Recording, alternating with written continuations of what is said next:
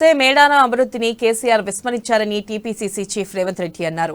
తాము అధికారంలోకి వస్తే మేడారం అభివృద్ధి చేస్తామని ఆయన హామీ ఇచ్చారు. మేడారం సమ్మక్క సారలమ్మ స్ఫూర్తితోనే పాదయాత్ర చేస్తున్నామని, కాంగ్రెస్ ముఖ్యులంతా యాత్రలో పాల్గొంటారని చెప్పారు. కోసం చేసింది కాదని అది ఒక ఉద్యమమన్నారు. ఈ నేపథ్యంలో ఎమ్మెల్యే సీతక్కపై రేవంత్ ప్రశంసలు కురిపించారు. సీతక్కతో తమ కుటుంబానికి ఎంతో అనుబంధం ఉందని చెప్పారు. ముందుగా మహబూబాబాద్ పార్లమెంట్ నియోజకవర్గంలో పాదయాత్ర చేస్తారని రేవంత్ వెల్లడించారు. వచ్చే ఎన్నికల్లో కాంగ్రెస్ అధికారంలోకి రావడం ఖాయమని జోస్యం చెప్పారు. ప్రారంభించిండు కేవెళ్ల నుంచి ఇచ్చాపురం వరకు ఆనాడు వైఎస్ రాజశేఖర రెడ్డి గారు పాదయాత్ర చేసి కాంగ్రెస్ పార్టీని అధికారంలోకి తీసుకొచ్చి ఒక సంక్షేమ రాజ్యాన్ని, ఒక అభివృద్ధి రాష్ట్రాన్ని ముందుకు తీసుకెళ్లిండు.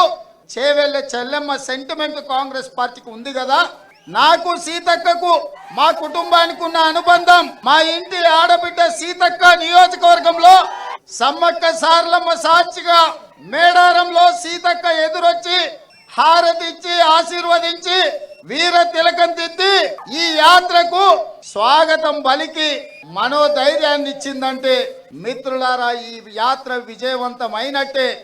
మేడారంలో పడ్డ తొలి అడుగు పాదయాత్ర కోసమని నేను ఈ వేదిక మీద నుంచి బడుగు